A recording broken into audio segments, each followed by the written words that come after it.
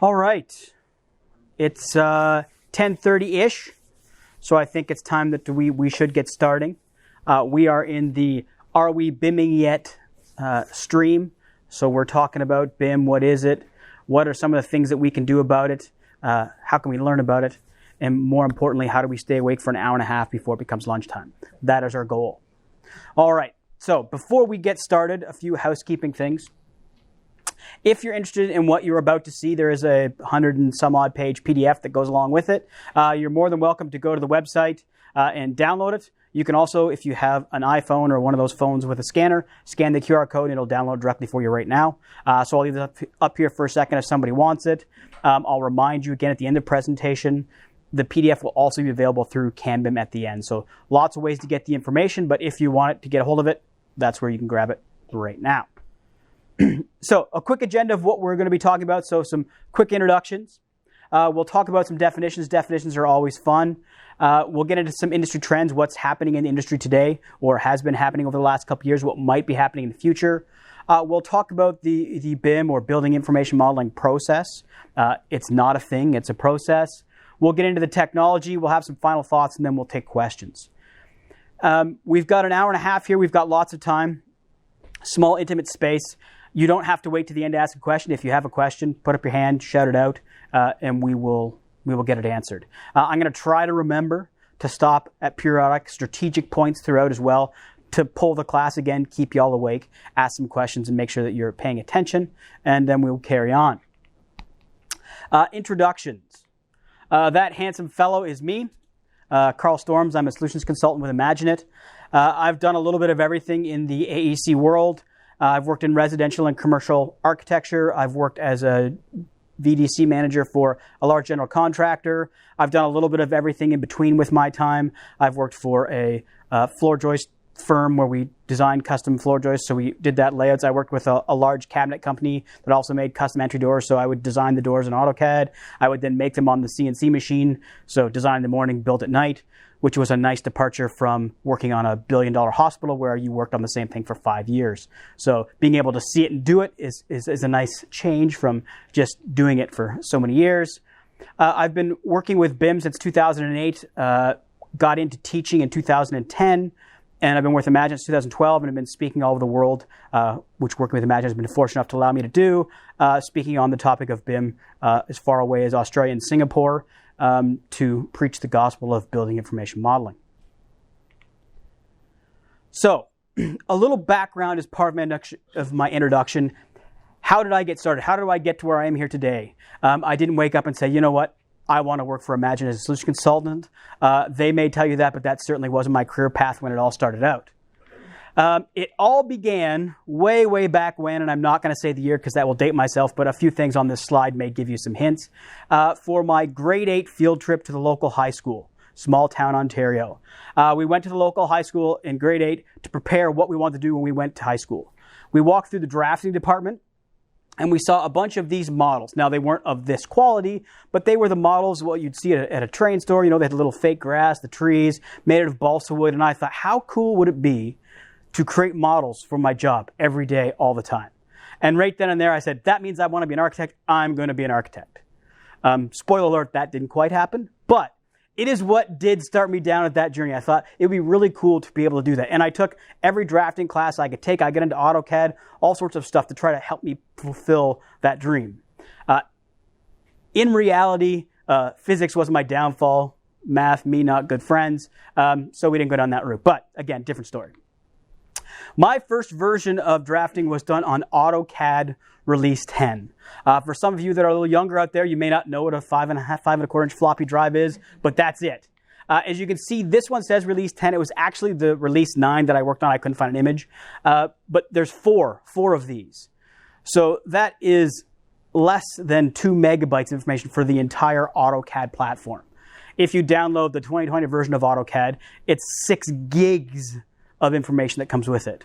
And for anybody that has used AutoCAD, I don't see 6 gigs worth of change over that time, but obviously there's been some adjustments in the way technology runs. We also used pen plotters. Now, funny story about pen plotters is back then they were the only means that we had, and it's why when we work with AutoCAD now, even though we don't use it for this, everything has a color for a line weight. Because when we drafted in colors. It would grab a pen, it would draw a line, and that's how it worked. If you happen to put 2 lines or 3 lines, or heaven forbid 4, in the same location, the pen would retrace that same spot. And after being plotting for an hour, it would retrace that same spot and it would put a pen through the paper, and you have to get a new sheet of paper and you have to restart the the process inside of it. So, not ideal for actually production drafting. Although they are seeing a bit of a resurgence as cool art tools. You'll see all sorts of things, Instructables, Twitter, talking about people that have made their own little pen plotters to do art with based off a Raspberry Pi or other such technology. So the technology is coming back, just not for production drafting. I also worked on a 280 or 386 computer. This is the bad boy here. And I'd like to point out this thing, a tablet. Not what we all think of today as a tablet, completely different. Thankfully, if you were lucky enough, they weren't around for a long time because the idea was the tablet was a big overlay. It was a big piece of plastic on a piece of plastic with the icons. So before icons were a thing on your screen like we are now, you could click it on the tablet and you would get that command inside of AutoCAD. A few years later, a toolbar came in place and we didn't have to have this big clunky piece of plastic with a weird little mouse that we had to use. But all of these things is what led me down the path to eventually architectural technologies and to get into the technology side of working in this industry. So now that we know how I got here, sort of, we're going to take a look at some of the definitions for some of the terms. Lots of buzz terms out there. I think it's appropriate because we're talking about BIM, building information model or modeling, that we start with the definition. Now, I'm not going to read the definition, and as you can see, it comes from a very reputable source, Wikipedia, so we know that it's the gospel and it's absolutely true. The idea here, though, is that building information model, as we see, is definitively a process. So it's not just a software. I don't just go out to my local reseller and buy a copy of Revit and say, yay, I'm doing BIM. Some people may do that, but it's certainly not the case. BIM is an entire process. It's a paradigm shift. You have to change the way that you fundamentally do your projects, do your practice. And for those of you that are running projects and running practices, you have to change how you build. That's a big thing that's different. You have to build differently. You can't use the same way that you build your project for years with how I did stuff with CAD. And more importantly, you can't just build stuff based on how many sheets that I print out either. It's a different workflow. It's much more front-end loaded, and we'll see that as we work our way through. The other thing that I ask on a service for the entire industry is when you're referring to it, it is a BIM or a model. It's not a BIM model. So it's not a building information model. There's some YouTube clips out there. I didn't put it in this presentation where there's an ongoing industry joke that every time you say BIM model, a fluffy kitten dies, and there's a big whole YouTube video about it. So the idea is that we just say, this is my BIM or this is my model. Just fine. We don't have to say BIM model. All right. I've done my service announcement. We're going to carry on. Another term that you may hear is VDC, Virtual Design and Construction. And a lot of people will use those sort of interchangeably between BIM and virtual design and construction, but they are a little bit different. And as you can see from the definition, virtual design and construction is talking about the whole sort of process. We're talking about integrating all the models that come into play. It's not just working with those initial design models that come from the engineer or the architect. There's really a lot more involved with it.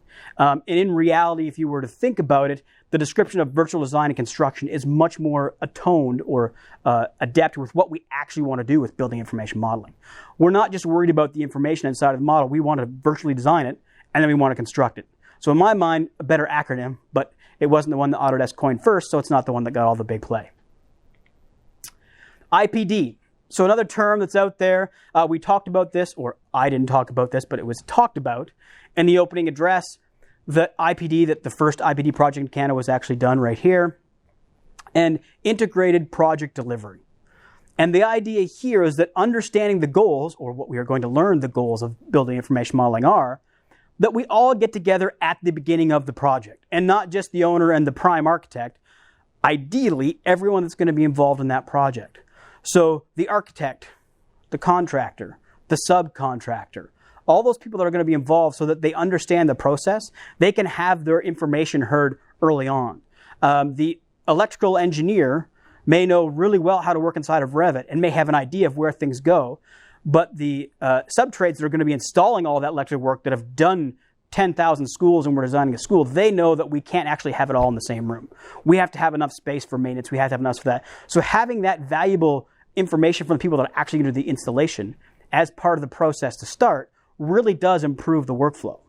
The other thing that usually comes along with integrated project delivery is that contract that we were talking about earlier today as well. There is usually a shared risk, shared reward. Those are the big buzz terms you'll hear with integrated project delivery.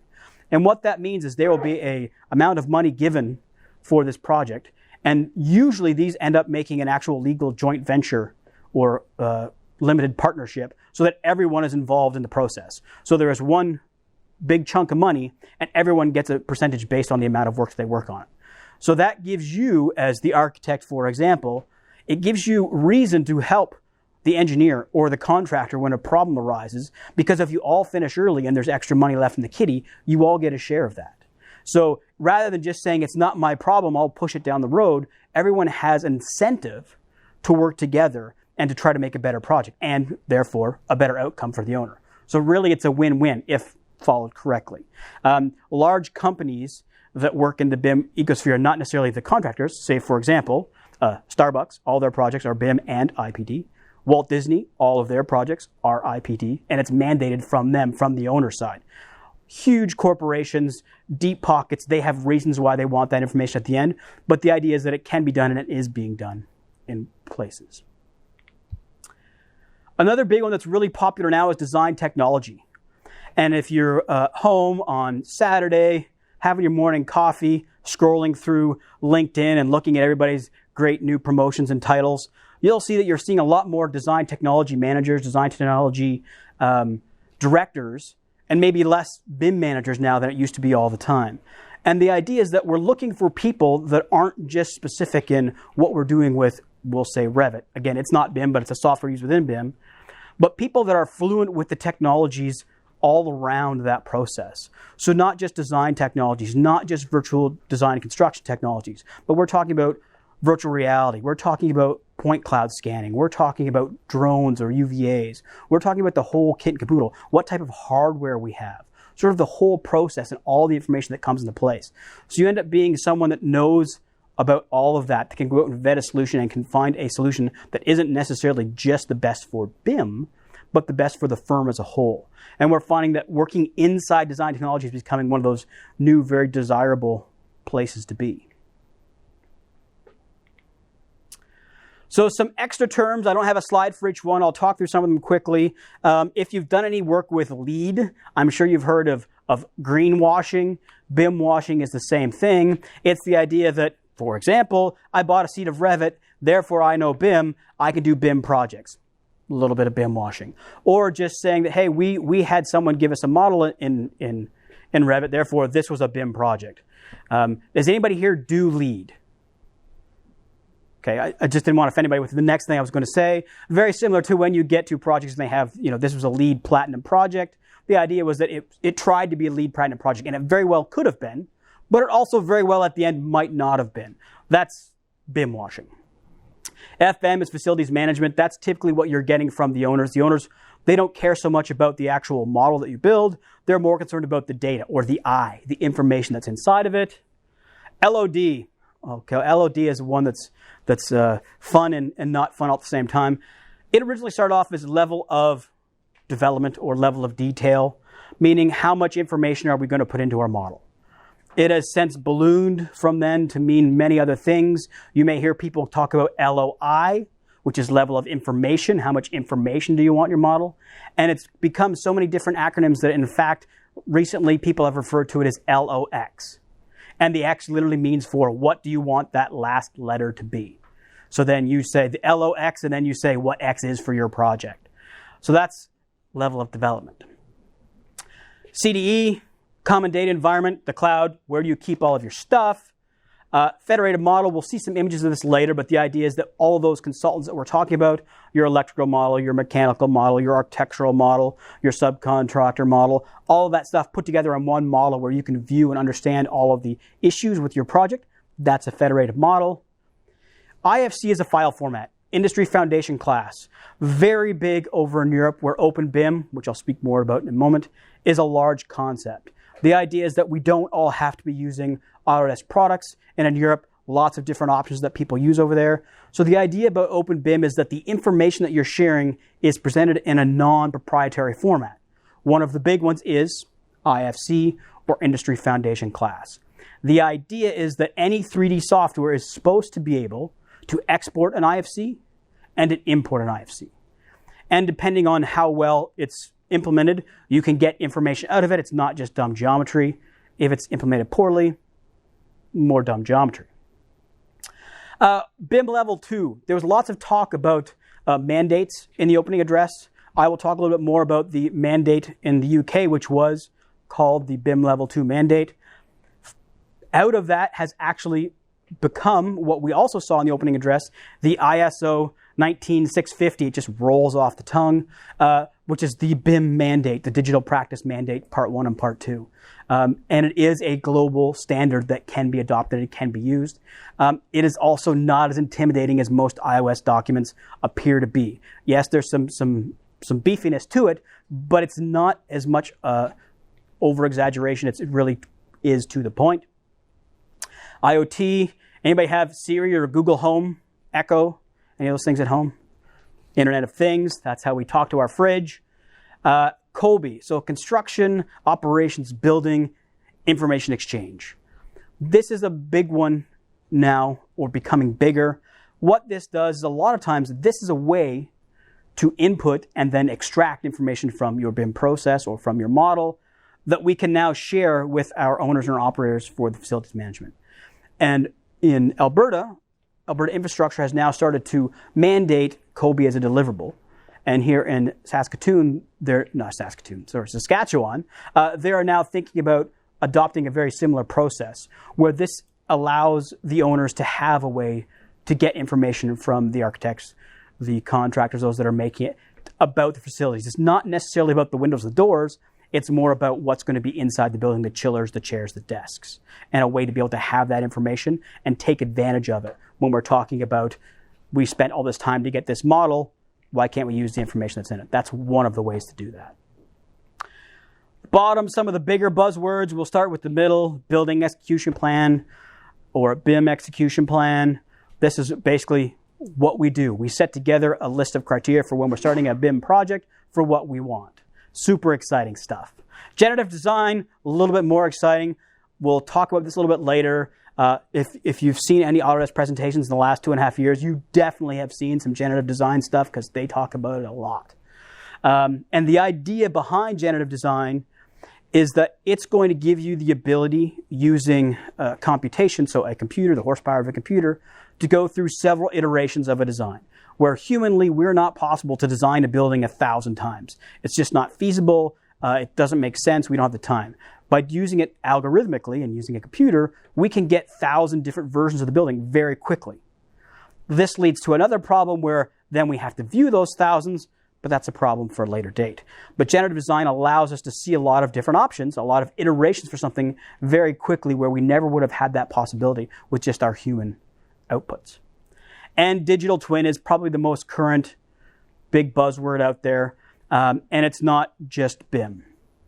Digital twin is actually think of it as an as-built model of a working digital representation of what's actually in the field and connected to it. So using the Internet of Things, the boiler will be represented in the same spot inside of the digital twin, and when the real boiler says, hey, something's not right, it sends a message to the digital twin that can read that and alert the people that they need to do some information.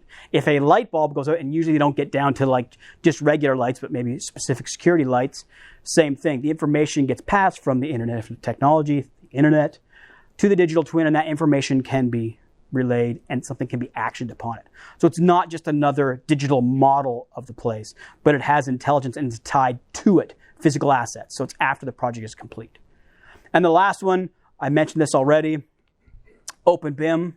Open BIM is a great thing, but I thought it kind of curious that their whole practice and mandate is that we need to share things. We need to be open. It needs to be open source. but they felt they needed to trademark their name, which I thought was a little funny. So just poking a little fun at them. It's a great organization still. All right, so now let's take a look at some trends in the industry. I'm sure you've seen this slide or something very similar to it over the course of your life in the BIM world. But the idea is that building information modeling really is about the entire life cycle. That's what we're really trying to get. That we're not just designing the building anymore, we're designing it, we're using that same model through construction, and we can pass that on and use it through operation as well. So we can use that same data set throughout the entire life cycle of the project. What we need to keep in mind is if we're the ones that are designing the building, that model can be used for more than just our purposes to get it designed. We need to think of it as more of a stream of data. And if we're going to start thinking about passing this information on to the owners, they are looking for the data. They're not really concerned about the model itself. They want the asset information. They want the information that's inside that model. And once you start sort of looking at this as data, and if you've had those conversations early on and you know what the owner wants, sometimes that's a bit like pulling teeth because they're new to this as well, so they're not necessarily sure what they want or what's available. You can have that conversation with them.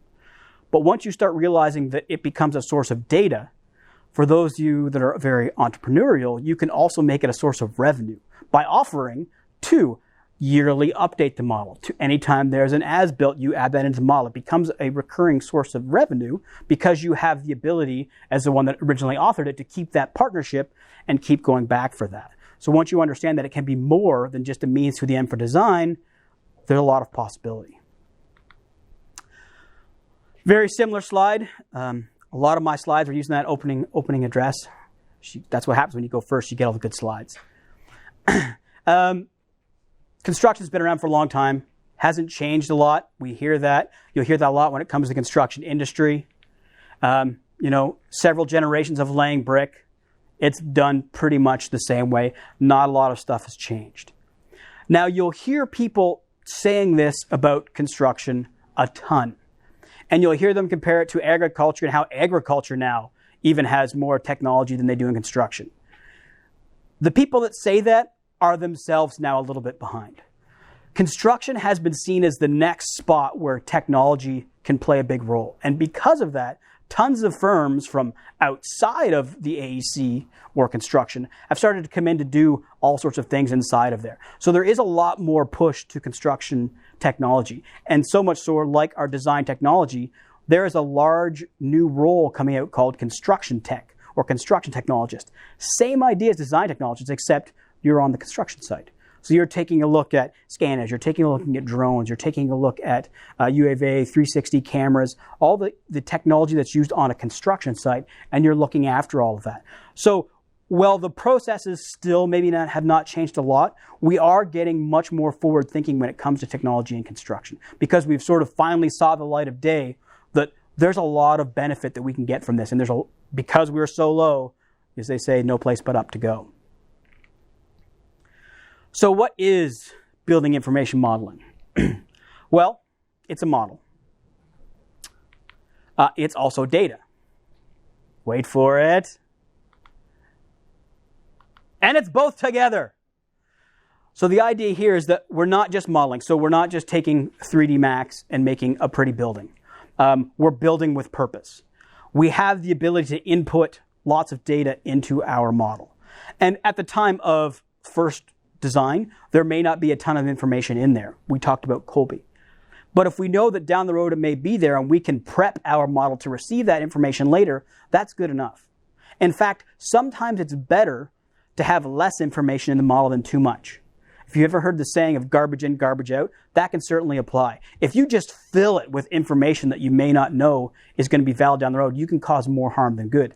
Prices is a great example of something that can cause issues when you get it inside of a model here, that somebody opens it 5 years down the road and says, I can get my brick for $5 a square foot when that's clearly not the price now. So things like that can cause an issue.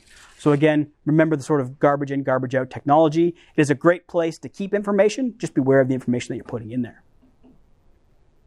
As a side note, that model is a picture of a 3D model created in Revit that was actually 3D printed. So that's actually a 3D printed plastic model out of Revit, just as an example. So you can do some cool things with Revit like 3D printing. So if anybody has ever watched any Revit training on lynda.com, or LinkedIn Learning as it's now called, I'm sure you're familiar with Paul F. Aubin. He does a ton of training on there.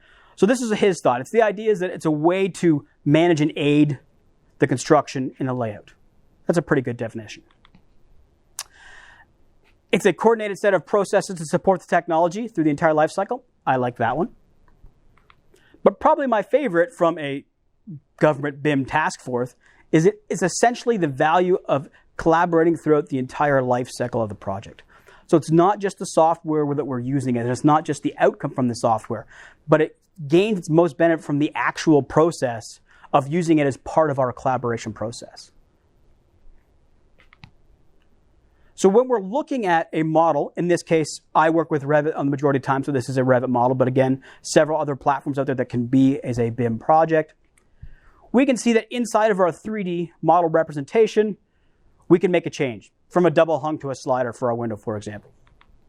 The benefit of working with a visual database, which is exactly what Revit is, it's a database, we just see it visually, is that when I change that slider to a double hung, it changes in the plan view, it changes in the elevation, it changes in the section, it changes in my schedule. So back using an old CAD-based software, I would have to go to 50 different locations in my drawing package to make that adjustment. And of course, busy, all things happen, I change 49. That one that I forgot is the one that the contractor finds and comes back with a change order. So working inside of a BIM-based platform, that goes away.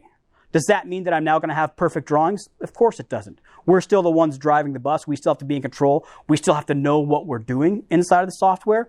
But a lot of these easy, mundane tasks have now gone away. We can spend more time focusing on the design of the model, or restoration and heritage that we were doing, we saw earlier today, than just where did I put my window schedule.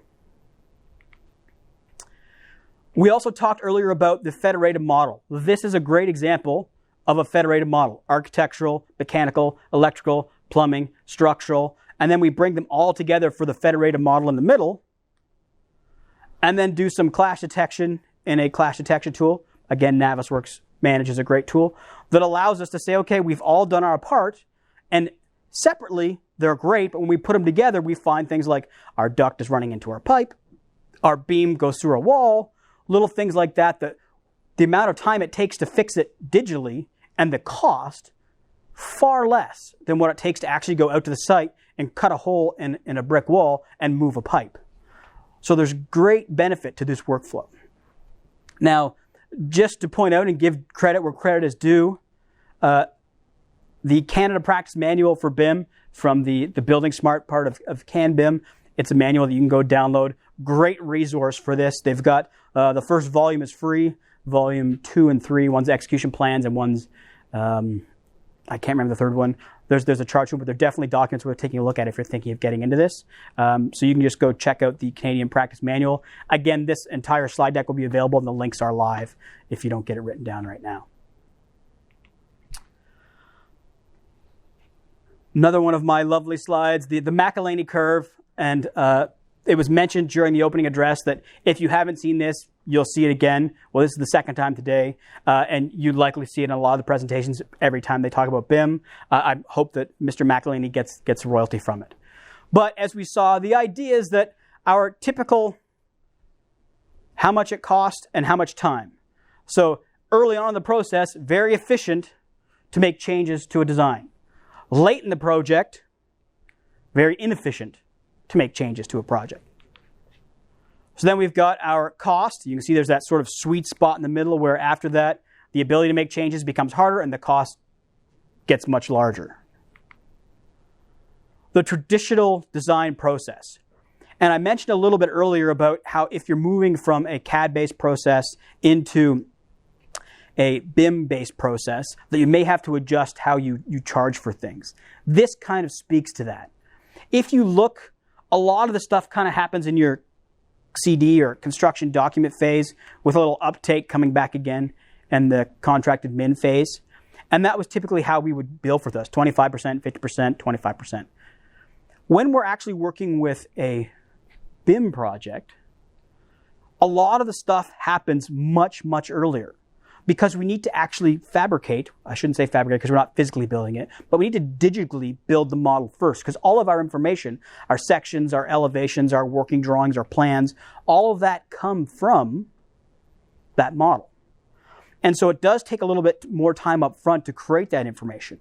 However, after it's created, as we saw from the window example, making changes is very quick. Pop out one window, put in a new window, it's updated everywhere. I move a wall, the dimensions automatically update, everything's updated everywhere. So the information, once it's in there, is much easier to change and update and to get valuable information back out, which makes this process much easier, again, front-end loaded. So that's what you need to be aware of when you're doing that and when you're pricing it out, is that the same pricing structure doesn't always work with a BIM deliverable. Because we can't just have one version of the McIlhenny curve, this one's not a curve, so I don't know what version of the McIlhenny he calls us, but it's from McIlhenny as well. The idea here is, the benefit versus how much time it takes versus cost, which we'll see in a minute. So if we see here, when we're working on the actual design, say we spend $1 of our budget in a project. Then if we get into our building assembly, we go from BIM to BAM. We've now spent $20 of our budget. So actually putting everything together and building it takes $20, designing it takes $1.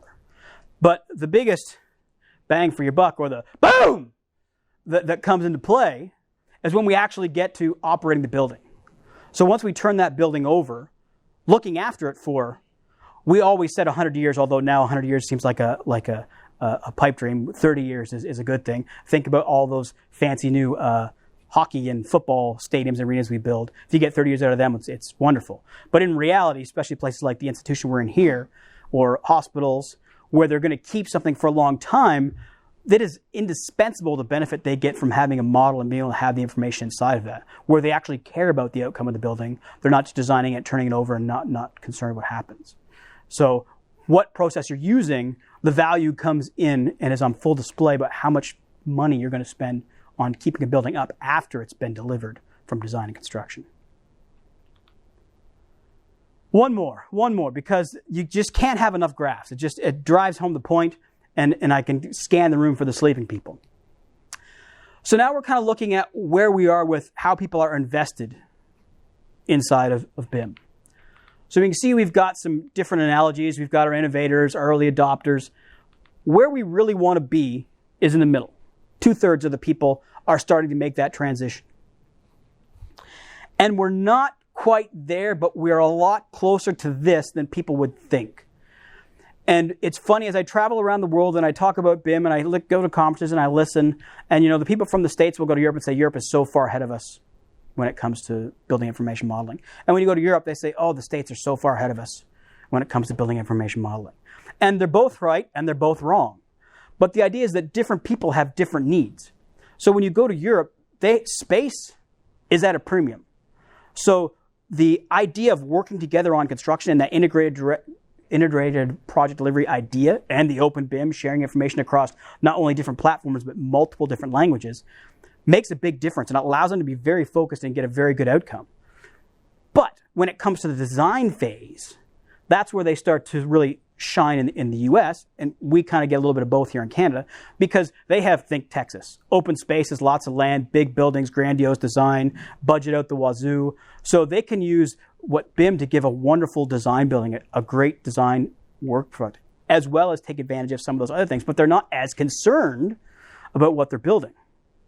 Now, if you take that back out of a Texas example, and you bring it back into an example I'm going to have a little bit later, Hudson Yards in Manhattan, where there is no space for anything, well, then we start seeing again the benefits of actually focusing our deliveries, just-in-time delivery, small window of things to be delivered, things need to be stored on site. We start taking advantage of all the benefits of BIM, lean, just-in-time delivery, all those sort of things. And what we don't want to be is the laggards, which is just a great word. But you don't want to be the ones that say, I didn't need BIM, I'll just wait. Well, eventually when you get to that stage, when some sort of mandate does come, you're not going to get work because you're too late. Likewise to when we go to offices and we talk to people, why are you still working on CAD? Well, I'm only a few years from retirement, so I'm not going to bother. Unless you're a one-person show, the rest of the firm is going to pay for you not wanting to bother. So we can't have that attitude. We can't be the ones at the end that say, something better will come along. And at this stage, we're about 20 some years into BIM. We're about that far into AutoCAD when CAD really took over and having that file. Something different will come along, guaranteed, but you can't wait a 25-year span of time and jump from one to the other. You need to get in because this is what we're doing now, and it has major benefits today. A couple other things that you'll hear, and I'll go through these a little bit quicker, but the idea is that two types of BIM, lonely BIM, collaborative BIM, or little BIM, big BIM. And the idea here is that we have people that get the idea. We understand that BIM is valuable, but perhaps they're working in a small firm on a project where the other firms aren't taking advantage of BIM. So they're essentially working in a silo. They're working with a BIM software. They themselves or their firm get the benefit of working with this 3D model, but they have no one to share the information for. The owner doesn't want the model, and so they're not really getting the true value. It caps out very quickly. Whereas when you get into collaborative BIM or big BIM, that's when all of the firms or the majority of the firms or the people working on the project are working in some sort of BIM software. They understand the benefit of working with BIM, and they're sharing information. That's the key part, the sharing information. You can have what looks like big BIM when you're working on a large project and you have all disciplines working in BIM, but nobody wants to share. Hey, I'm the architectural consultant. I would love to see your structural model. Sure. Can I have yours? No. I have proprietary stuff in mind. I have this fancy-made kitchen cabinet family I don't want you to have, so I'm not going to share. But you can give me yours. Well, I'm not going to give you yours if you're not going to give me mine. And we all know how that conversation works out. So just because we all work together, we also have to be open to share. And the ones that get it, here you go. So make them sign a non-disclosure, make them sign an agreement, have a contract in place. Everyone's covered. But if you're not sharing that information, the value goes way down really quickly. The levels, again, we talked about the BIM mandate, BIM Level 2. This is the sort of official documentation. It's boring. I prefer this, which is a nice, pretty picture that kind of explains it all in graphical form. But what I really like about it is that, level 1, we're old school. Yes, we're still working on computers, but we're just drafting. We're just doing digital drafting. We're doing CAD work. We get up into level 1 where we start working with the idea of working with a digital model, that there's information, there's intelligence built into a model. We have that. Level 2 is where we start to share the information. We're looking at like an IPD type of scenario. We're all working together. And then we come up to level 3 where it's, the super utopia that everyone wants and loves. This has sort of been talked about for a while. The UK has mandated level 2. They were talking about pushing level 3 in 2018. They're not there. And it'll be a while before they're there. What exactly is level 3? So level 3 would be like IPD on steroids. So the idea is that everyone's sharing the information and you're all working in a common model. So rather than level 2, where we're all working on our own models and we link them together, that federated model scenario, we're all working in one model in one location. There is only one central source of truth. The reason that doesn't exist right now, part is technology, part is actual workflow. And that's one of the biggest things that we've come across is we thought as soon as we started talking about level 2 and everyone started using Revit that, this would be great. We could all work in the same model. But aside from hardware issues being a thing, people don't all work the same. So architects will work on a project for 4 weeks. Structural will work on it for a week, but not this, throughout the course of 4 weeks. And the electrical people will come in the 2 days at the end. So if they wait to the end to get involved, it's going to cause issues. So the typical workflow that people have also causes issues. So that leads people to start thinking differently, IPD, all that sort of other stuff. But that's where it comes up. Now, when this first came out and they talked about the level 2 mandate, if anyone's on Twitter, I highly recommend you follow this next thing. Someone started making the jokes because, after level 3, there's going to be 4 and 5. So there is a Twitter handle out there called BIM Level 8. Humorous if you want to take a look. But the idea is that, we're sort of going to keep growing. But personally, I think we need to actually get a hold of and understand the ones we at and have are available before we start thinking. We have to think of the future, but we need to manage what we have first. Which brings me back to why I like this particular slide. As you can see, at each level, the people at the level above are helping the people up. The entire industry elevates. The entire industry gets better if we all move up a step. So rather than saying, oh, look at me, I'm so good at level 2 or whatever, everyone is helping everyone to get to that next level and to get a little better because it improves the entire AEC industry as a whole. And that's why I like this representation of the levels. We talked about 3D. Who needs 3D when we can have 7D? And not 7.0, 7D. And the idea here is that really, once you have 3D, the rest don't have to come in any particular order or idea. They just threw a number in front of it to describe something. So 4D is time, 5D is cost, 6D is analytics, 7D is your operating and maintenance, your building operation. And that was good for a while. But like we have BIM Level 8, we also have 8D. Scott Chatterton, who's at a lot of CAN-BIM events, runs the BIM Jedi blog, suggested that in reality, because we are now looking at the entire life cycle of the project, that decommission and demolition is also an actual phase that needs to come into play. And if we're doing everything as a model, we need to build our model in such a way that that comes into place. Now, 100-year building, like a campus, maybe not the scenario. Some of those multi-billion-dollar sports venues are actually designed to last 20 years, then take apart and move on to the next thing. So having that in mind when it's actually designed not only to go together, but come apart, comes into play. And that's where our 8D comes from. Now this next slide is very fitting for the room that we're in, because this is definitely not a BIM room. It's definitely more scientific. So the periodic table of BIM works out well. And this was put on by the great people at the National BIM Standard, which is a UK organization. They have a branch here in Canada now, in Montreal. But basically they went through the periodic table, made a BIM equivalent, and put this chart all together. And over the course of about 6 months, they had posts and blogs, all sorts of stuff about it. So it's very handy. And so I like to show this. I also like to point out the very first one, which is BS. And everybody else sort of laughs when I talk about BS in my presentation. But I also like to point out that it means BIM strategy.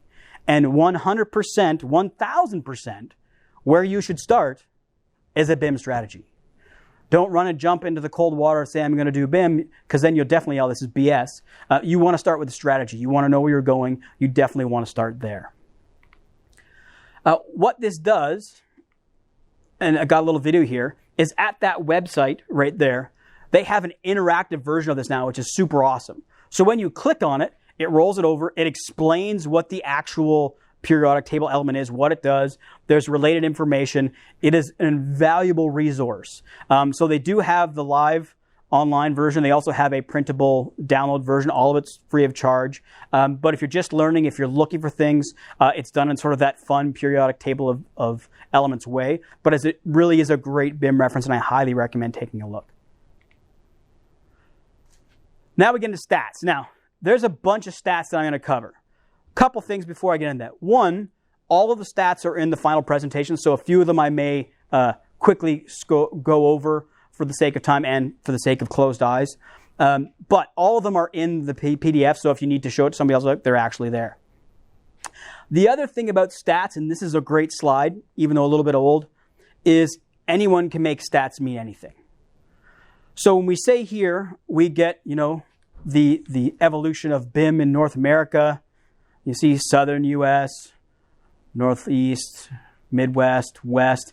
Even little old Canada makes an appearance in the slide. And you'll see that from 2009 to 2012, we went from 49% practicing BIM to 72%.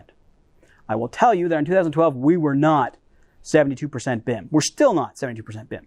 But the 5 contractors that they asked heard of BIM and said they were using it, which was more than 4 they asked before. So again, the sampling size, like all the polls that we're getting for the election coming up, take them with the grain of salt that they're intended. The valuable thing to take away from these slides is not the actual numbers, but the trends. All of them got higher. That means that the adoption and the understanding of what BIM is improving. Take that as your outcome from the slide, not the actual numbers and indications. Similar slide, this is from the 2015 McGraw-Hill. The benefit here is you'll see all the different disciplines, owners, architects, engineers, contractors, and the average. They're all represented in here. So I like this slide because they're all talked about. And you'll see as it goes from a nice lilac-y to a dark purple, the better the outcome is. And the question is do you see that within the next 5 years, BIM is going to benefit your projects based on reduced final cost, RFI reductions, acceleration, improved labor productivity as we go through. And you'll see that when we get to accelerated project and better schedule, they all kind of like that one, except the contractors, because they're the ones that are getting bit in the butt from the schedule right now because they're the last ones in it. So they're going to see the least. But when you also think about it, when it comes down to the benefits that come from building information modeling, the contractors are where the rubber meets the road. They're going to be the ones that actually benefit the greatest dollars and cents. When you're an architect or a designer and you're working in the BIM environment and you started off with something that would take you 4 weeks, I don't know what kind of project takes 4 weeks, but let's just say 4 weeks, to design a building in CAD, and it takes you all 4 weeks to design it in CAD. You start working with the BIM process and you get good at that. Perhaps the design process takes you 3 weeks. You're like, hey, 25% extra time, everyone take vacation. That's not how it works. How it works is you take that full 4 weeks to deliver the design the same as anything else. But you now have extra time to actually make it a better design. It's not just going to be a box. We have time to design it. It's more efficient. There's better, all of that stuff that comes into it is part of the benefit. And a lot of times when we're working with architects and designers and they're saying, the final outcome, I'm not rolling in cash now because I'm working with BIM. And the idea is, this is why. You get better processes, you get better outputs, you get better projects, you get better relationships. All of that leads to a better bottom line when you start looking at it that way. But if you're going to look at it directly as I'm using one software that does 3D and one software that has 2D, why didn't I get 25% of my time back? That's why. Because architects isn't going to want to take that time off. They're going to want to improve their design. Now, not all architects. That's broad generalization. But you see the idea. Whereas when we're talking about contractors, dollars and cents runs the schedule. We're talking about impact. Again, a couple different slides. So we see the idea of the impact on the owners, and all of them is kind of cut off here on the end, so I'm going to go to the next one. So we sort of see that what's the value or the impact, very high, medium, and high. And you'll see that when it comes to the final design being better when working with BIM, we get 30%, 21%, 31%. Manageable scope project, so less scope creep. Again, you're thinking that the BIM plays into that. And if you've happened to work on a job site, less scope creep is a good thing. And then how is it from the constructability side? So just better documents, so better documentation. And again, at the moment, we still have to deliver the paper. We still have PDFs or still digital paper. It's still the drawing of record. But having access to that model as a supplementary document is a big game changer when it comes to RFIs, change orders, just trying to understand something in 3D. And that's what this slide is trying to tell us here. Another slide from the JB Knowledge contract crew, if you're listening to the podcast. Do you have a BIM department? And I thought this slide was sort of very telling. Again, this is from 2017. It was all over North America, but predominantly in the US, what people sort of think. So we don't do BIM projects. I guarantee that number is going to go down, and if you stay that line, you're going to be extinct. We have a BIM department. That's becoming more and more. But you may also see that if they did this same question today, you may have less BIM departments and more design technology departments. Same people, different acronym, different terminology. We outsource. Outsourcing is still fairly huge. We still see a lot of that. And then people that, we do a little bit of this, a little bit of that, things that are in between. So that's kind of telling us to, if we have them or not. VDC, again, slightly different terminology, slightly different use. And you can see that we have a lot more people that are using it 60% of the time versus not using it at all. Awareness, again, quickly through these, but just basically to see that people are aware of BIM. People are aware of BIM, but don't think there's enough standards. Now, I point that particular one out over here because this came out the December after the mandate was issued in the UK. So on April 1st, and no, I don't kid that it came out on April Fool's Day. On April 1st, 2016, the mandate came out officially after being pushed back many times. And then this survey came out in December 2016. So the idea here is they're saying that, there's a lot of people, even though it's mandated, still don't think it's standardized enough. Does anyone else see an issue with being mandated to do something and not having a standard way to do it? Come on. Thank you. So that's part of the process, which led to, it was PAS, I can't remember the acronym, which eventually led to the ISO 19650, which is a global standard, which is going to improve the adoption. Wasn't there a big subsidy program involved in that too when they rolled that out? So it's, right, there's no standard, but the first X number of contractors that apply for this new methodology of doing things, the government was actually subsidizing firms to actually take this on. There was a lot of things like that. And I don't know about the specific subsidies, but the same thing. It was government projects when it first came out between a certain amount of money. There was caveats all over it to get into place. But yes, absolutely. And the idea is that we need to have a mandate. Whereas here in Canada, we have no mandate. You saw at the beginning that they mentioned up on the slide, there's a little thing that the U.S. has a mandate. No. I mean, there technically is one, but nobody uses it as far as a national mandate inside the States. And for the same reason, they don't like being told what to do.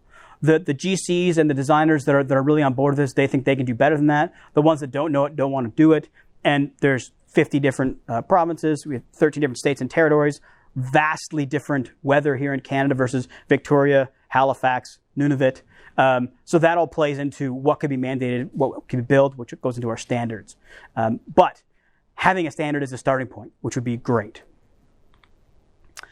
This is from the same slide deck, but as you can see, starting from 2011, aware and using BIM, just aware and not using it, up to 2018, that we've got a great uptick, except 2014. I don't know what happened here. We just pretend that didn't happen. 15 was a bad year. They were on strike or something, and then we got up here.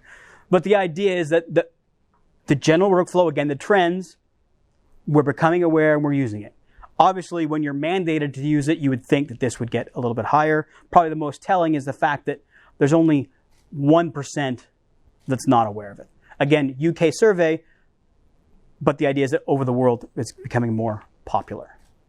And just as we sort of finish this part up and I take a drink of my water, I talked a little bit earlier about that federated model, and I showed you some documentation. Here's the rest of that documentation. Some great practice manuals, 3 of them there. The CAN-BIM project execution tools, and then the CAN-BIM protocols, which is a BIM protocol specifically for BIM as general, and they also have one specifically for Revit. All of them are available on their particular websites. Again, these links are all live when you get the PDF later, but some great things to take a look at.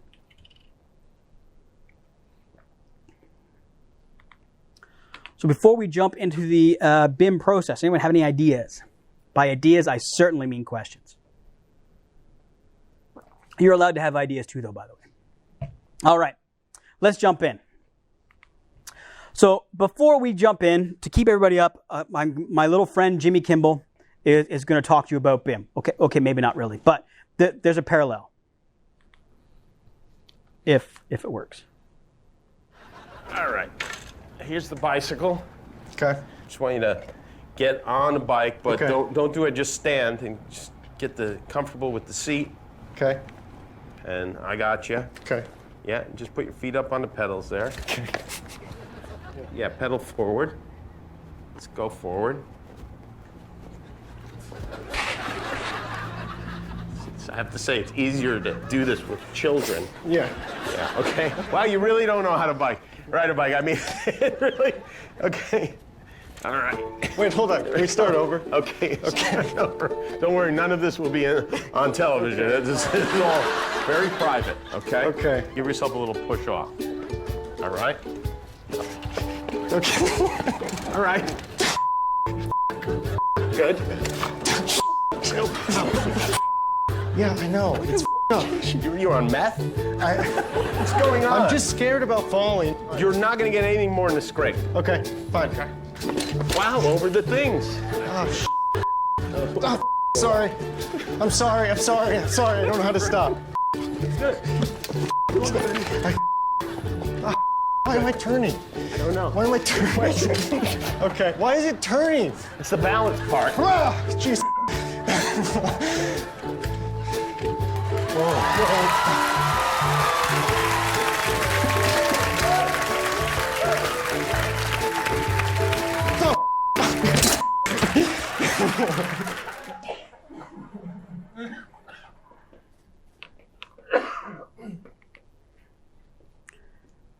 And we continue. The ring, the hoop, Yeah. is going to be on fire. Just make sure you have enough speed going over the ramp, okay? I just know I can be better than this. Yeah. Ready? Yeah, wait. The pedals keep. Let me get them. Yeah, just get the pedals going. Okay. All right. Ready?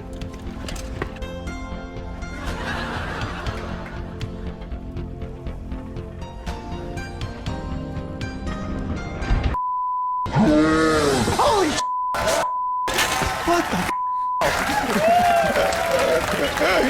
You did it. You know how to ride a bike. All right, congratulations. You'll never ride a bike again, will you? No, I will not. All right. Well, once. All right. Aside from that last line of dialogue, the takeaway from that is change is hard, but once you get the change going, you can do great things, like jump through a ring of fire. So that's totally BIM related. We all get that now? All right. So now that we're talking about working with BIM, one of the big things, error emissions, we talked about when we're working through that change, that really hard to make that change and make the differences. But if we can see things visually, VDC, BIM, in the model ahead of time, we can save some big money. 30% of all construction waste comes from the field. We've got our actual workflow. So traditional drafting, whether that's on the board with a T-square or using some sort of computer-aided design software, everything is sort of one-directional information. Once we get into working with a BIM tool, everything is derived from the model. Everything is bi-directional. So that means we have the ability to make changes not only in the model, but in the other things that come from the model. The elevations, the sections, the plans, the construction documents, the schedule. As we make changes, the information flows both ways. That bi-directional change of information is what's the game changer when we start working with the building information modeling technology. It's the eye, it's the information that really makes the difference. Benefits. We've already talked about a bunch of these already, but the idea is that we have the ability to do things quicker, more efficiently, and with better outcomes than if we're doing a typical 2D workflow. A little bit about what we sort of talked about before, again with those numbers out, we can do anything, but the idea here is we're talking about a typical 2D project, which related in just about 19% change orders.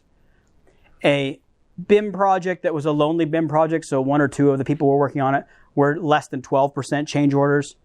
And then the goal when we get down to a collaborative BIM, everybody's working together, might even say IPD type projects, were less than 3% change orders. Now again, small sampling of projects here. But you can imagine that if you're delivering a project and if you go to the owner and you can say that with my process I can deliver sub 5% change orders, that they're probably going to shake your hand on the spot and say, let's do this. The downside is that now you got to deliver less than 5% change orders, so you need to get on the BIM train, as they say. Current industry challenges. When I show this slide, a lot of people will say to me, what do you mean? I thought collaboration is supposed to be one of the big shining lights, one of the big things about working with BIM. And yes, it is supposed to be. But when people don't collaborate, it causes more issues than good. So we still need to share that information. We still all need to be the same page, and we still need to agree to work together. We don't want to be lonely BIMs. We want to be collaborative BIMs. This is one of my favorite slides out of many of the decks that I do, mostly because it has the lovely silos in actual grain silos, so it really drives home the idea that the problem with working in this lonely environment is that, yeah, we're all sort of doing our stuff in our own little locations, but sharing information is kind of an afterthought. And this is another sort of representation of that. Well, we got change requests and there's this big brick wall in the middle of this barrier that's keeping us from doing things efficiently. And well, BIM can be the solution to that barrier. Everyone has to be on board and has to agree to that for it to actually be valuable. What's driving all of this to move to BIM? We saw through all those slides that everyone's gently moving towards BIM. Why? Well, we saw there's mandates. We're more connected. Technology's better. We don't have to just work in our office. We can work from home. We can work all across the country. We can work all across the world. Heck, we can do 24/7 if we have offices on both sides of the world. The sun never sets. We've got collaborative project teams, which is part of that. More prefabrication. Build stuff in a factory first, ship it out to the site, plug and play. All of these things that are becoming available and are driving our projects are pushing more and more people towards a building information modeling process. Of course, all of those things that are good can also turn around and slow us down. So, communication. Sometimes having 20 different ways to communicate causes less communication. There's so many places. Which project app am I using? Which person am I dealing with? Is it Slack? Is it Twitter? Is it Teams? Is it text? Is it email? Where do I go? I'll just talk to him when I see him at the office. We need that information right away. That causes issues. Decisions. We have 10,000 decisions to make every day, and we get analysis by process. We spend too much time trying to decide which decision to make. We don't get the decision made. Too much information, which can be almost as big of an issue as not enough information. And then, of course, hey, you know what? I saw this great new technology the other day. I think it's awesome. We should try that. So that's part of a design technology team is not every new shiny thing should be played with, or maybe not played with right away. You don't always want to be the one on the bleeding edge, maybe on the leading edge, but not on the bleeding edge. So all of these things which seem like good things on the surface can slow you down. So when we're working in a process, we're working through, we start with an idea and we get through to the product.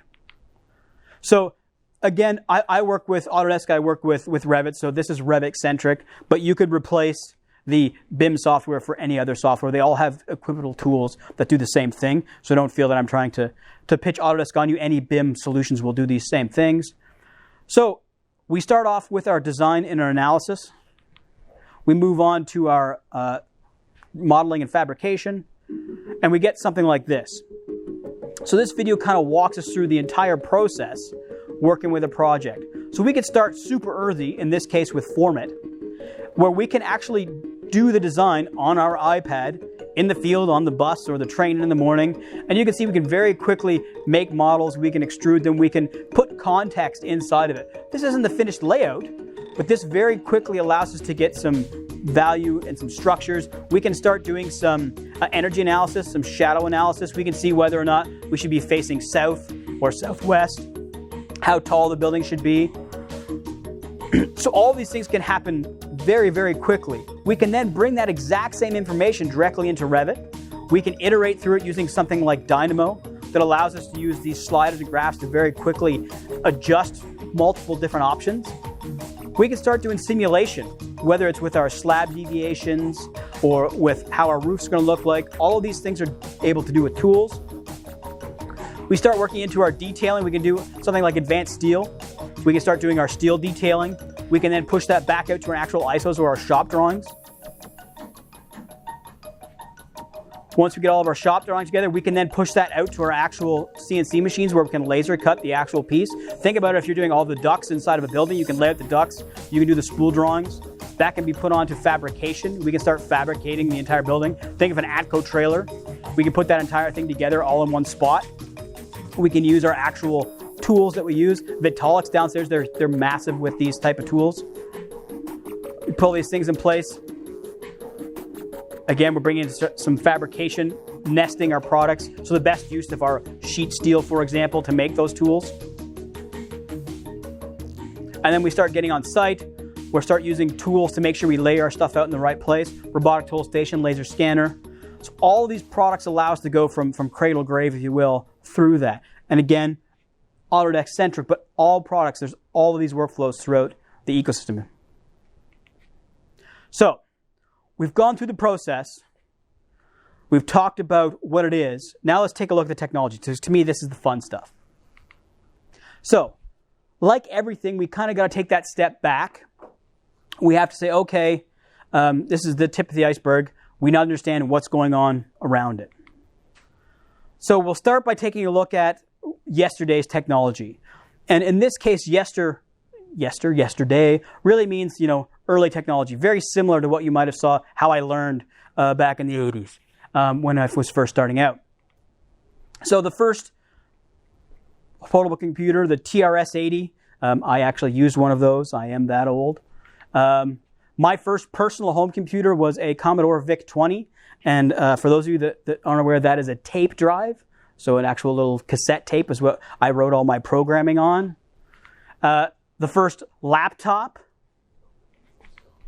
The first mobile phones. Anybody remember the little bricks or the car phones that they had back in the day? The first tablet. Probably the wrong tablet. Although my first tablet was in fact an Etch-a-Sketch. I got pretty good at it by the end. But the first actual tablet that we're all thinking about, quite a bit more clunky than what we're used to today. So technology has come a long way. And with the technology, the ability of things we can do with it has also greatly improved. So our computers of today are super beasts that can do things we could never think of before.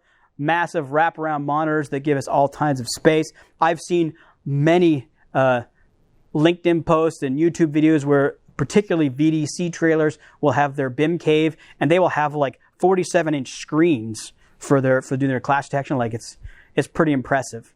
I feel inadequate with my little laptop nowadays.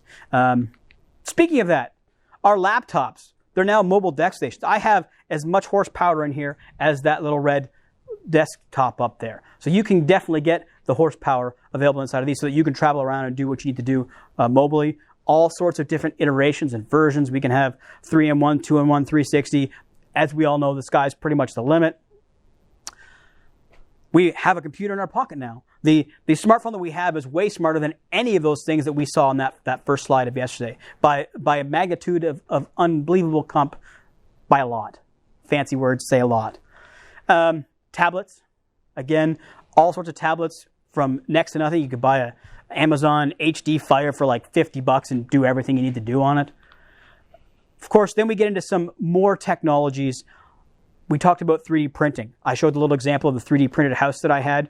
We can now rapid prototype. So I don't have to create those models out of balsa wood or foam core anymore. I can have one of these in my office and I can get a design and I can test it on my desk while I sit there. Drones, or UAVs as they like to be called. There's a lot more we can do with these now. A lot of them come with their own technologies where you just map out their flight path and you say go. And it does it. It goes out, it flies all the passes. It understands that not only does it have to fly a grid, but it also has to fly up the building so that you can see to make that photogrammetry and that 3D image. So this is all becoming more intelligent. Wearables. Yeah, we've all got our fancy little Apple Watch. I don't, but I'm pretending. Apple Watch so we can get our messages and all that sort of stuff that comes into play. Or our Fitbit to get our steps. But there's more that comes from wearables. 3D cameras are huge, and they've come down so much in price. For $100, you can go to Best Buy and get a 3D camera. And just think about it when you're trying. They were talking earlier about all of the documentation they had to do for that restoration on the U of Regina. Imagine if they had just used, and they may have, but they didn't show up, but one of these 3D cameras. They just stand in the center of the room and take one picture. Click. They now have an entire 3D sphere of the entire space that is movable and walk-aroundable with one click. So yes, they still need to take the measurements, but just think about the documentation, that the amount of time it takes to walk through and just click, click, click, click, and then you can tie them all together, you can add them in streams, and it's a very simple technology that's available. Scanning. BLK 360, RTC 360, some of the latest and greatest tools that are out there that allow not just general contractors, but architects and designers alike to scan and get the information that they need and do what we saw in that presentation where they're doing reality capture and they have that accuracy to be able to get the information that they need at their fingertips. All of this stuff is available today. Most of it you can go to Best Buy and just buy. Speaking of today, so some of the stuff is cool for multiple reasons. So this is a tweet from Phil Reed. He does a lot of things, but he's really big with Enscape right now. If none of you have used Enscape and you're big into Revit, I highly recommend you take a look at it. But this is one of those tools that improves your workflow. Not only does it give you real-time rendering, which means what you see inside of Revit, you see rendered in a second screen. It allows you to make that change inside of Revit and see the change instantly in the other screen. It also gives you one click. I'm doing the quotations because one click sometimes isn't just one click, to take your project out to virtual reality. The other super cool thing that it does is it allows you to export your model as an EXE, so an executable file, which means that the person doesn't have to have a viewer. All they have to have is a computer.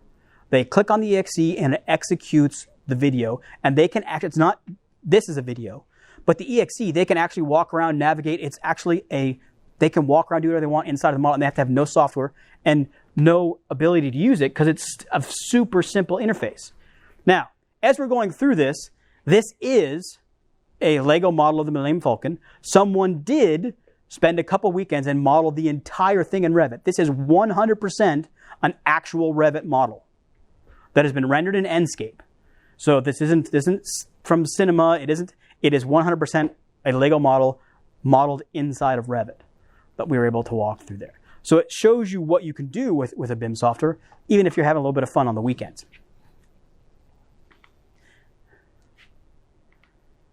So now that we've seen what's today, what's tomorrow? The caveat about tomorrow is tomorrow could be tomorrow. Tomorrow could be next week. Tomorrow could be 2 years from now. Tomorrow is a broad range of what it could be. The other thing is that some of the stuff you see on there, you're going to say, well, that's available today. The idea behind tomorrow is that it's stuff that's going to be widely used and available tomorrow. So foldable phones. We saw big hubbub. Samsung said, yes, we have the Samsung Fold. It's going to be out. And then it disappeared because, well, when they folded it, it cracked. So case in point, make sure the technology works before you announce that it's available to the world. Virtual reality. Virtual reality has been around for a while. It's slowly becoming more and more accessible and more usable. And this particular image shows people wearing, it happens to be the HP backpack, but you're not tethered. One of the biggest drawbacks with VR with a lot of the current systems and older current systems was you were connected to a great big huge machine and you could only go so far before you sort of fell down. Now with this technology with the backpacks, you can walk around in your space. So you can really feel more immersed inside of the space rather than just having silly goggles and everybody pointing and laughing at you in the rest of the room. Then we have things like augmented reality. So augmented reality are things like the HoloLens and the new HoloLens 2 that's coming out, which is partnered with Trimble for a construction-specific version called the X10. Augmented reality means that you're not actually there. You're seeing a representation of it there. This is the Daiquiri smart glasses. This no longer exists because they were $1 billion in debt and couldn't get any more money and disappeared. So sometimes technology, while it may be great, doesn't survive.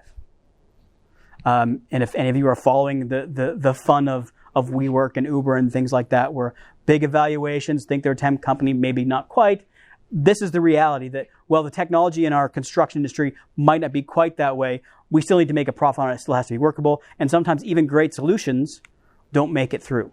And this was a great solution in theory. The idea was we wore these glasses. They weren't super dorky looking. And the idea is that a less expensive level 1 technician could go out to solve a problem, and a more experienced technician could be back in the office and do a Skype or a Teams call, and they could actually see them. They could see what they're looking at. They could actually circle the part, and the tech could see, okay, this part, pull it out, make the change, and make the adjustment, even though that other person's not really there. So it becomes much more efficient, dollars and cents wise as well as skill wise, to do this. So not only are they having the less expensive person on site, they get the value of all of those years of experience. The new person is learning at the same time. So the technology was great, but the reality behind it, obviously not so much. And then we have mixed reality. Mixed reality is a little bit of both. And what mixed reality allows you to do is these little cameras here. Mixed reality also tends to be a little bit less expensive, but the idea is that those cameras allow you to know where you are in space, so you don't run into a wall, you don't plug into somebody else, you don't fill a space. So it allows you to see what you're doing. And the higher end ones will actually allow you to see your stuff. So say you're in a virtual reality environment. If you hold up your hands, you see your hands. So when you're walking along and you think you're in a different world and you look at your hands, there's something more comforting about going this and seeing your fingers in that game environment or construction environment, whatever you're using to working with through. So that's mixed reality. We've got the Internet of Things. We talked about Siri and Google Home and all that great stuff that we have to be able to do that.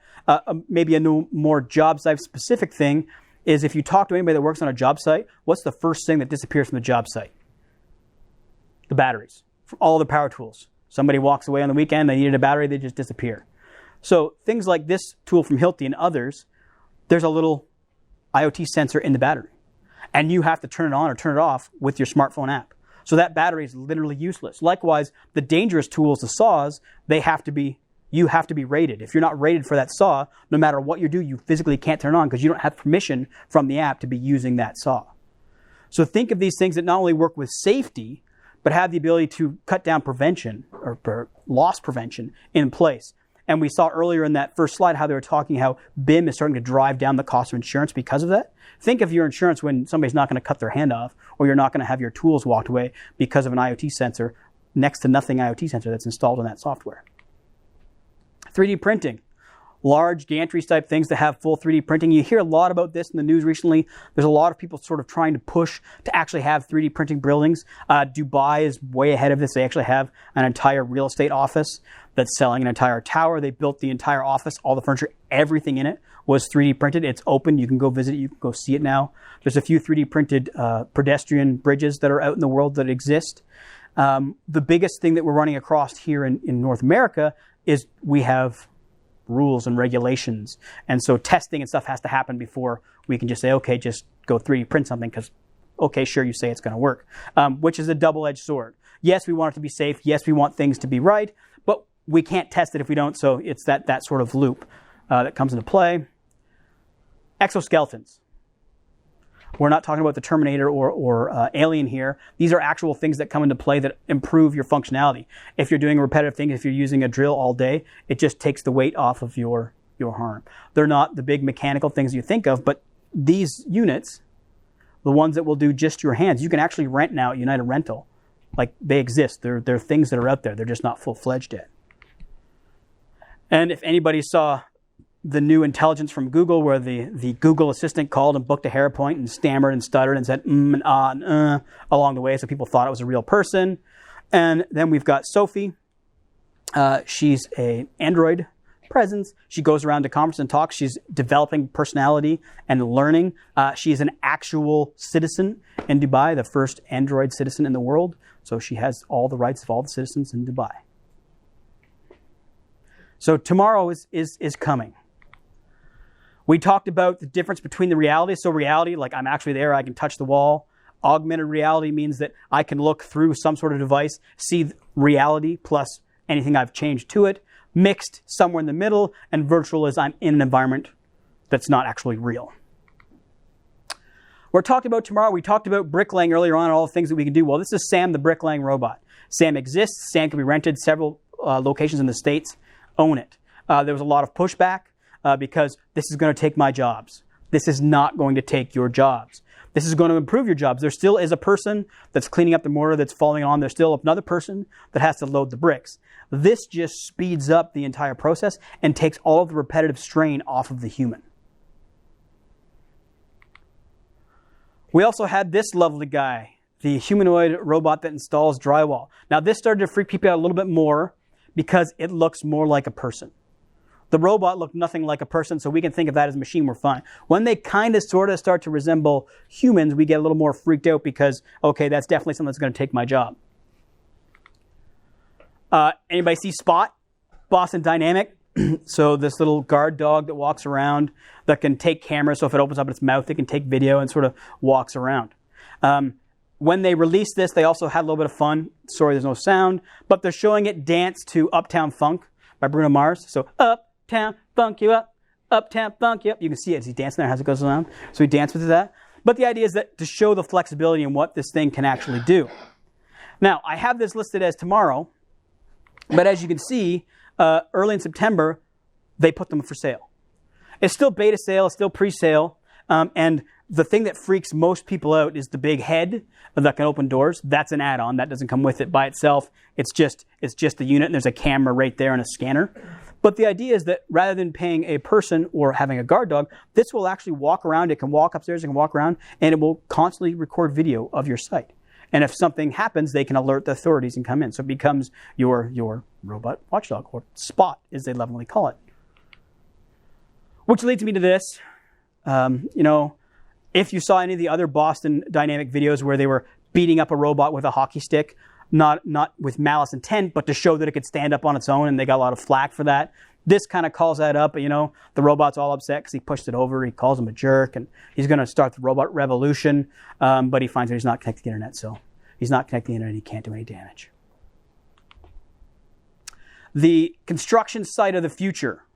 So this is an Autodesk slide that kind of talks about all the things that we can see in the future, and we've talked about a lot of them today.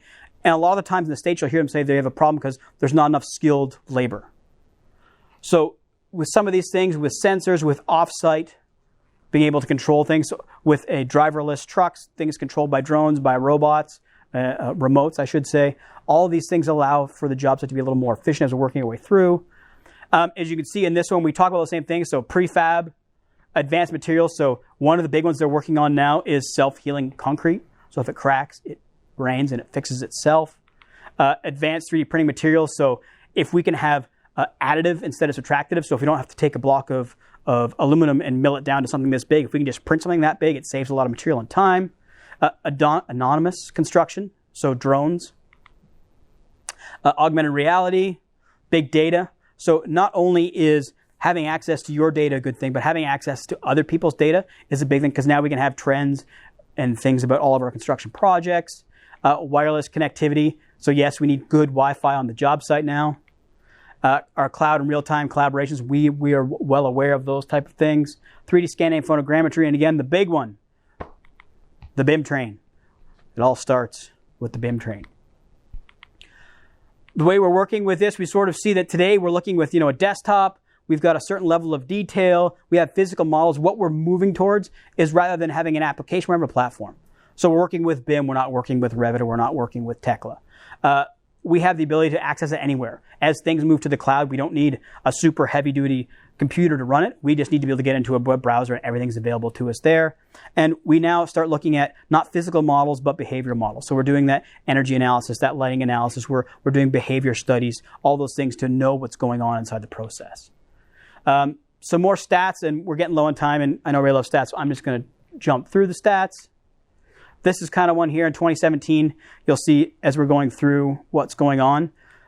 Wearables has spiked a lot, not just because of the Apple Watch, but on construction sites, they use wearables embedded into safety vests, so they know where people are if there's an emergency. So if someone has a cardiac event, they know exactly where they are and they can find them. If they do an evacuation, they know exactly where people are when they get them out. They also have the ability through technology to map people's steps. People get very upset that Big Brother's there. I don't want you to know how many times I'm going to the bathroom. The owner, trust me, doesn't care how many times you're going to the bathroom. But they do know that if you're on the 3rd level and you have to walk down to the 2nd level to get your equipment. So if you're spending 3 hours a day walking up and down stairs to get your equipment, why don't they just move the equipment to the 3rd level? Stats like that can make your life and the construction life better. Do we have any IT staff? Don't care. What are we using? So this was, I thought, kind of telling about technology that's being used now in the VDC, a construction world. Again, December 2017.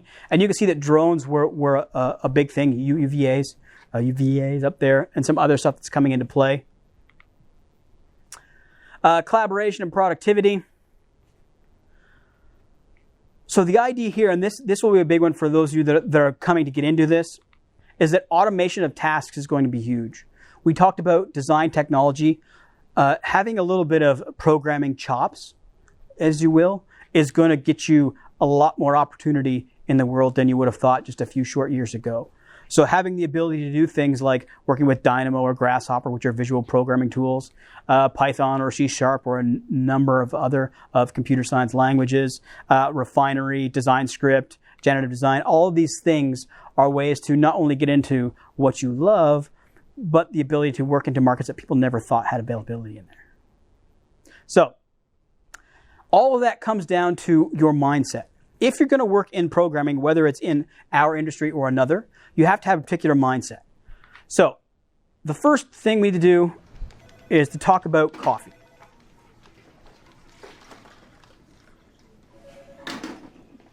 Hey, Laura. Hey, Paul.